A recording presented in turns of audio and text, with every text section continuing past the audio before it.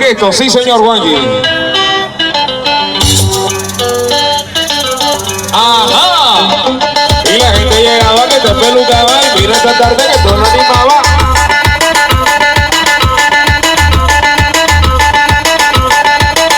Ajá. Ahorita vamos con video. Vamos a transmisión directa, eso va ahí.